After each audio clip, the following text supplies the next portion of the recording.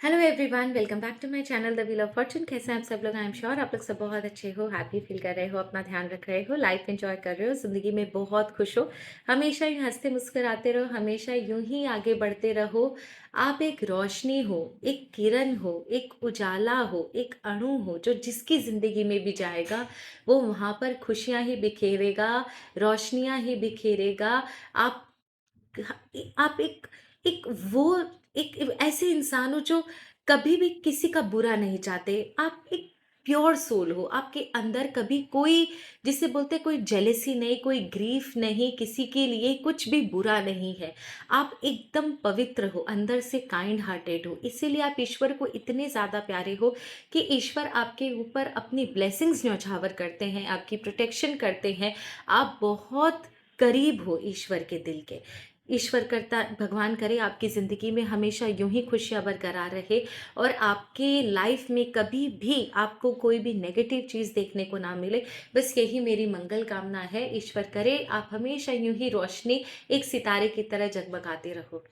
With this positive note and प्यारी से blessings आज की रीडिंग को शुरू करते हैं। आज की जो एनर्जी है, बिलीव मी, सच बोलूँ तो आज की रीडिंग में मैं 100% श्योर हूँ कि ये रीडिंग 100% आपसे मैच करेगी, बिकॉज एनर्जी बहुत हाई है। There are some people around जिनका, जो आपके स्टैंडर्ड्स को मैच नहीं कर पाते हैं। They try their level best कि किसी तरह आपके स्टैंडर्ड को मैच कर पाए, पर किसी तरह ये स्टैंडर्ड को मैच नहीं कर पाते, जिसकी वजह से either they are creating problem in your life, जलन की वजह से, ईर्ष्या की वजह से ये आपकी लाइफ में प्रॉब्लम क्रिएट कर रहे हैं, या फिर आपके पीठ पीछे आपकी बुराई करना। बहुत सारी चीज़ें ऐसी हो रही हैं जो शायद आपको सुनने में अच्छा ना लगे, या आपको महसूस भी होती होगी, तो भी आप शायद इतना ध्यान नहीं देते हो, या फिर आपको रीज़न नहीं पता। The problem is that there are some people around you, आपके आसपास कुछ लोग ऐसे ज़रूर हैं जो आपसे, आपको ऊंचा तो मानते हैं, आपको अपने से अच्छी, एक जिसे बोलते हैं ना, अच्छी पोजीशन पर देखते हैं। उन्हें अच्छे से पता है कि आपके अंदर कुछ ना कुछ बात तो है जो आपको उन लोगों से बेहतर बनाती है, पर फिर भी आपके स्टैंडर्ड को मैच करने की कोशिश करते हैं, लेकिन कर नहीं पाते हैं। इस वजह से वो आपसे जलते हैं, आपसे ईर्ष्या करते हैं, आपसे दूरी बनाते हैं, आपके पीछे बैक बाइटिंग करते हैं। And that is the reason कि आपकी और उनकी दुश्मनी का यही कारण है। अगर मैं सच बात बोलूँ तो यहाँ पर मुझे कहीं भी, when I was doing my meditation, कहीं भी मुझे आपकी गलती नहीं नजर आई। अननेसेसरी वो ही आपके लाइफ में प्रॉब्लम क्रिएट कर रहे हैं, वो लोग ही आपके लाइफ में इश्यूज क्रिएट करते हैं। कौन है ये लोग जो आपको ऊंचा भी मानते हैं, आपको अपने से ताकतवर भी मानते हैं, अपने से अच्छा इंसान भी मानते हैं, आपको आपके स्टैंडर्ड को मैच करने की भी कोशिश करते हैं, लेकिन नहीं कर पाते, तो आप ही के लिए प्रॉब्लम क्रिएट करते हैं। अब सबसे पहले हमें देखना है कि वो लोग कौन है। दूसरा, आपके कौन से स्टैंडर्ड्स को मैच करने की कोशिश करते हैं। तीसरा, जब वो मैच नहीं कर पाते तो उसके बाद वो अपनी फ्रस्ट्रेशन आपके ऊपर कैसे निकालते हैं। ठीक है, तो ये कुछ चीजें हैं जो मुझे देखनी है, एंड प्लीज वीडियो को शुरू से अंत तक देखिएगा, मिस आउट मत कीजिएगा। शायद बहुत रेलिवेंट और इंपॉर्टेंट इंफॉर्मेशन आज आपके लाइफ में आपको मिलेगी। So stay tuned and let us start the reading. हर हर महादेव, जय माँ बगलामुखी, जय माता महालक्ष्मी, जय माँ सरस्वती, आर्कएंजल माइकल, यूनिवर्स,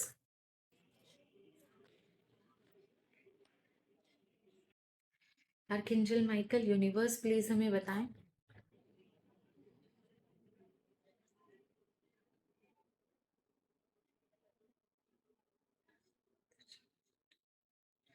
जो सच हो वही कार्ड आए। ईश्वर, archangel Michael, I evoke all the angels beside me. Okay, जो भी मेरे आसपास अराउंड मी, जो भी angels, I evoke them. Gratitude to you. Please हमें बता दें कि मेरे व्यूअर्स की लाइफ में वो ऐसे कौन से लोग हैं जो इनके स्टैंडर्ड्स को मैच नहीं करते, इसीलिए इनकी लाइफ में प्रॉब्लम क्रिएट करते हैं।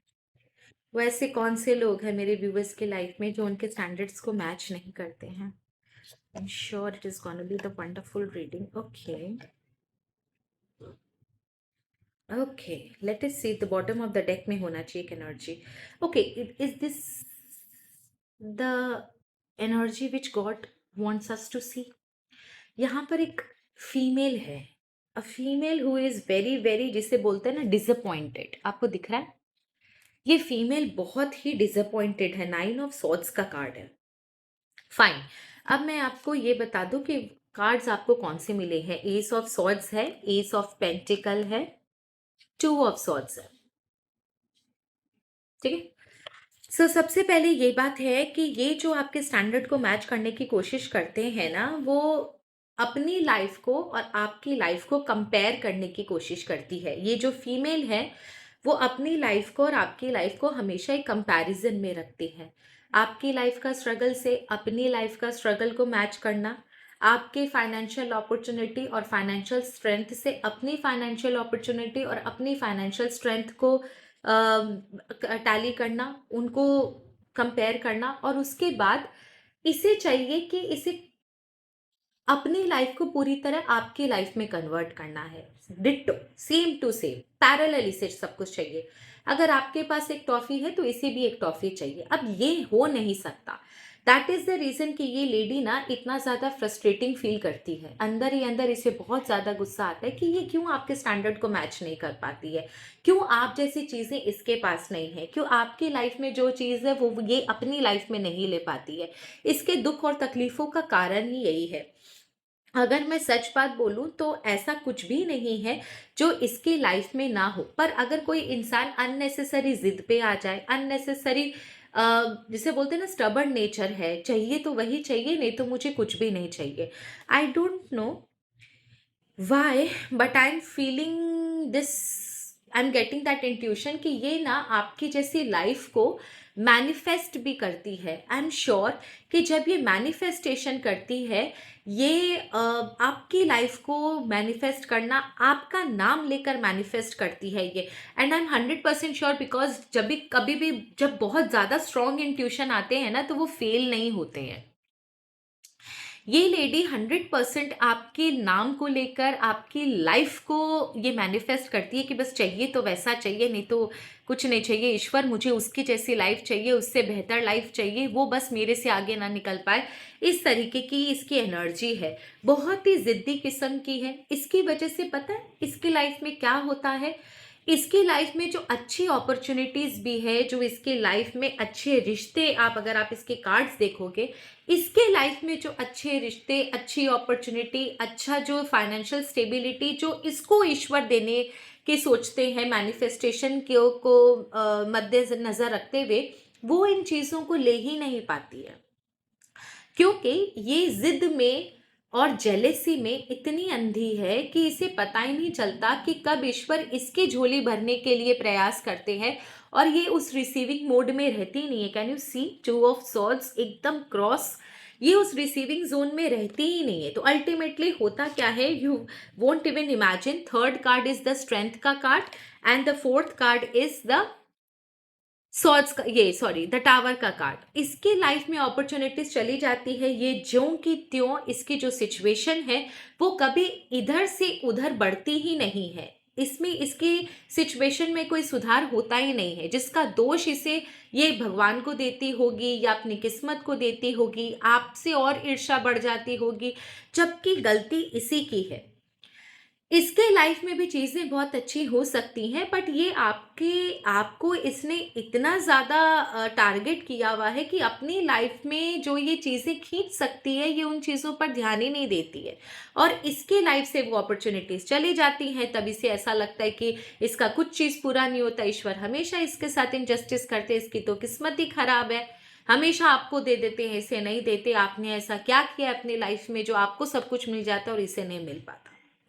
इसने ना एक जिद धार रखी है आप जैसा बनने की, आप जैसे स्टैंडर्ड्स को मैच करने की। Okay, now I want to know कि what does she do.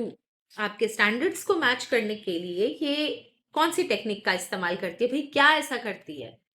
Late me check. एक तो मुझे मैनिफेस्टेशन दिखाई दिया, दूसरा आई वांट टू नो कि ये what does she do to match your standards. What are the things she does to match your standard?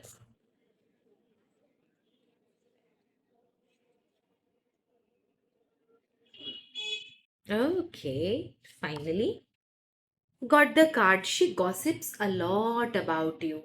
आपके बारे में जानना, इंफॉर्मेशन निकालना, बहुत सारी गॉसिपिंग होती है आपके पीठ के पीछे. Maybe some of your family members are also involve, या आपके नेबर्स, या आपके कोई family friends, they are also involve. बहुत सारी इंफॉर्मेशन निकालती है आपके बारे में, बहुत डिस्कशन होता है. चांसेस वेरी हाई है कि यही डिस्कशन इनिशिएट करती होगी, बिकॉज इसे जानना है कि आपके लाइफ में क्या चलता है. दूसरा, आपके स्टैंडर्ड को मैच करने के लिए अपनी कैपेसिटी से ज़्यादा अपने थाली में ले लेना. मे भी हो सकता है लोगों को प्लीज़ करने की कोशिश करती होगी. आप अपने लोगों को, आपके आसपास के लोगों को अपनी तरफ खींचने की कोशिश करती होगी, ताकि आपके स्टैंडर्ड को नीचे गिराया जा सके और लोग इसकी तरफ आकर्षित हो जाएं. तीसरा, इट्स वेरी इंपॉर्टेंट थिंग कि स्पेशली आपका जो फाइनेंशियल पोजीशन है, या आपका जो जिसे बोलते हैं ना फाइनेंशियल स्ट्रेंथ है, कुछ घर, जो भी आपका असेट वगैरह है, उसको मैच करने की कोशिश करती हूँ. कि सारा दिन दिमाग में इसके यही चलता होगा कि कहाँ इन्वेस्ट करूँ, कहाँ क्या करूँ, कि बस मेरा जो लाइफ है इससे बेहतर हो जाए. So she is very money minded also. दिमाग इसका पैसे में बहुत चलता है कि भैया मैं क्या ऐसा करूँ, कहाँ क्या इन्वेस्ट करूँ कि मुझे बहुत मुनाफा हो, बहुत ज़्यादा प्रॉफिट हो, और मेरी लाइफ इस इंसान से बेहतर हो जाए. सो ये काफ़ी लंबा प्लान लेके चल रही है, काफ़ी फ्यूचर का प्लान लेके चल रही है, और इसके अंदर जिद है कि एक ना एक दिन इससे आगे बढ़ के दिखाऊंगी, भले कुछ भी हो जाए. दूसरी चीज़ जो मुझे दिख रही है वो है द चैरियट का card.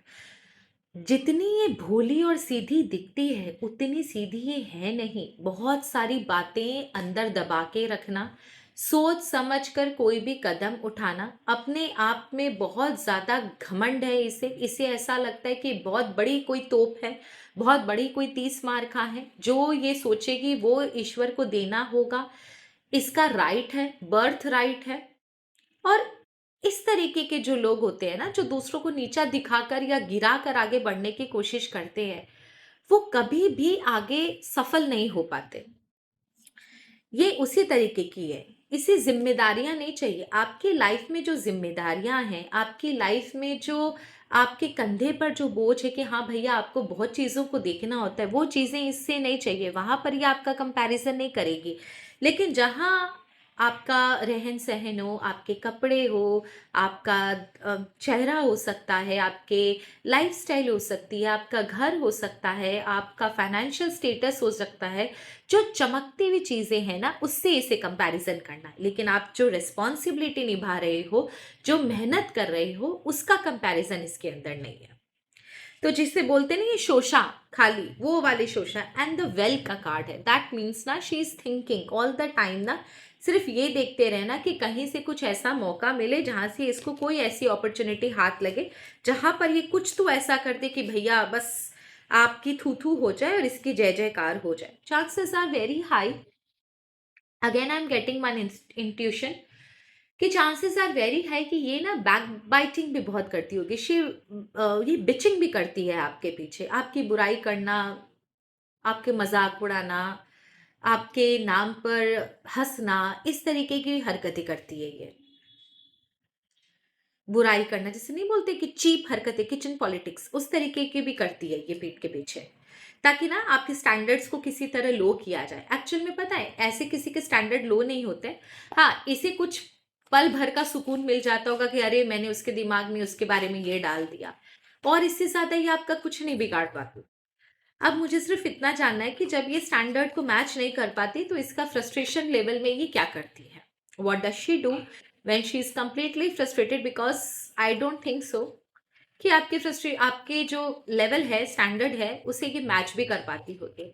Now I just want to know कि what does she do when she is unable to match.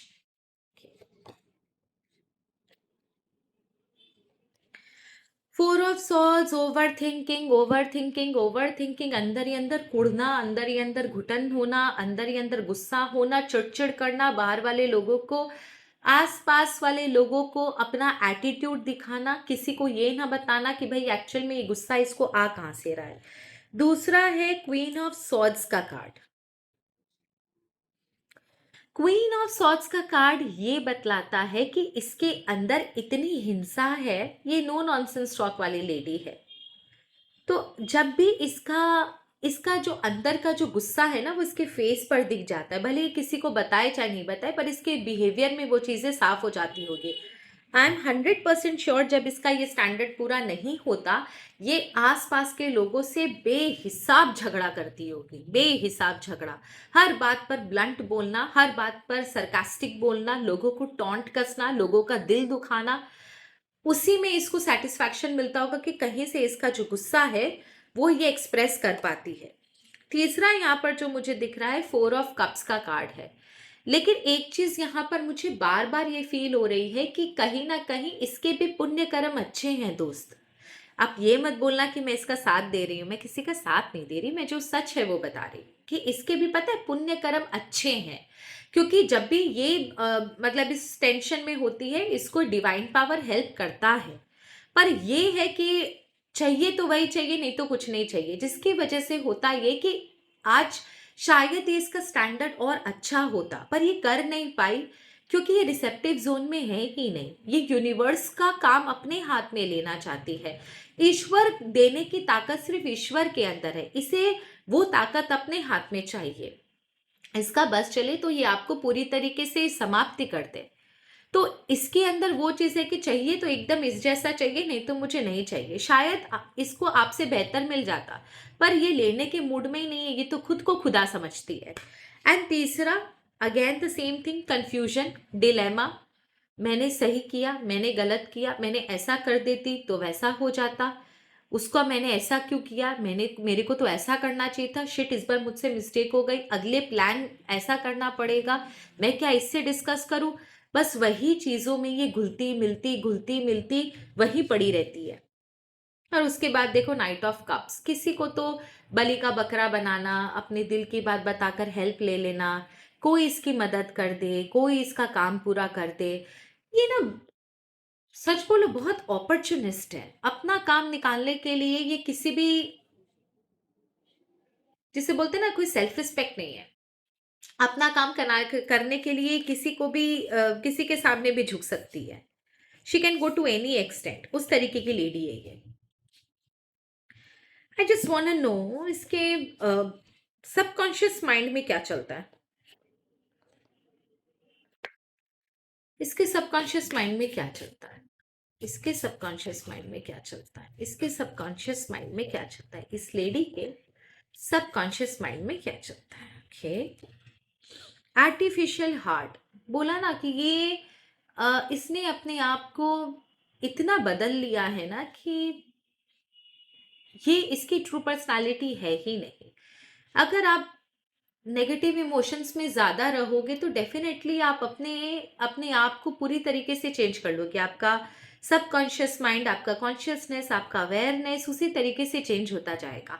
इसका भी, लेडी का भी वही हाल है। इसके अंदर इतना ज़्यादा घृणा भरा हुआ है आपके लिए कि मतलब जो ये दिखाती है वो ये है ही नहीं अंदर से। ऊपर से भले ये कितनी अच्छी भी दिखाई देती हो, पर अंदर से ये लेडी पूरी काली है, पूरी। एंड 1 और 2 का कार्ड आया है इसके पास, 1 और 2 नंबर है। दैट मीन्स इसके इमोशंस ना सारे के सारे उसी में इन्वॉल्व है, किस तरीके से मैं जीतूं, किस तरीके से मैं इसे धक्का मारकर आगे बढ़ूं।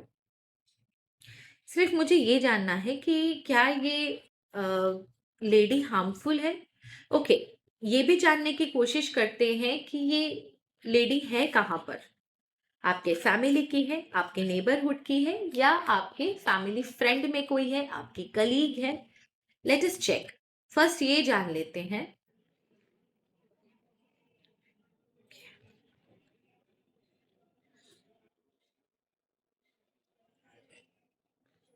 Is she harmful. ईश्वर हमें ये बता दो, क्या ये लेडी किसी तरीके से हार्मफुल है।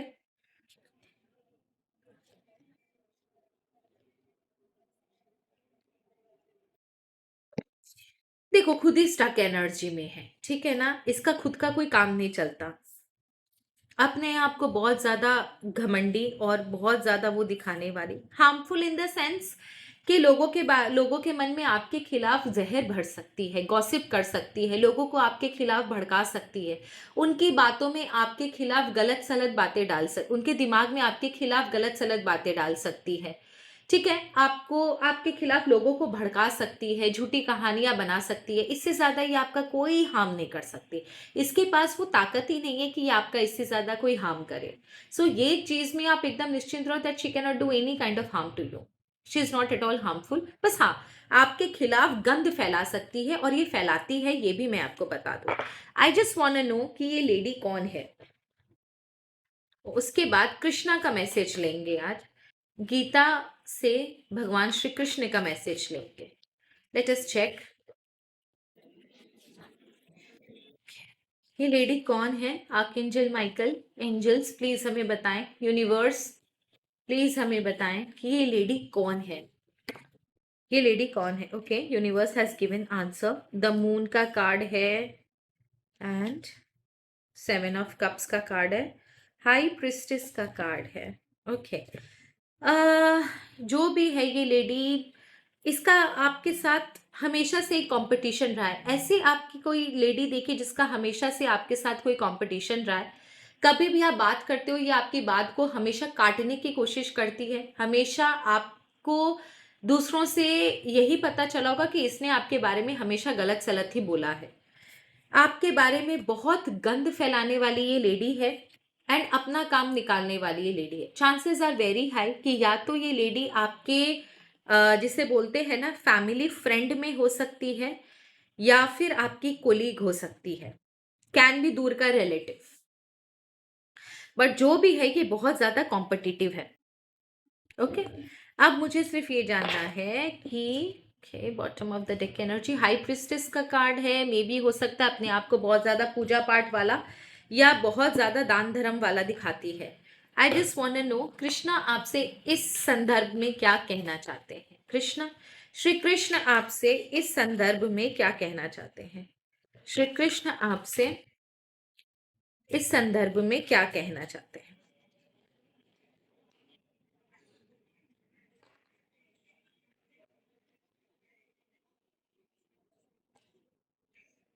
When facing a problem, take step and allow your anger to subside before seeking a solution. Practice patience and calm reflection.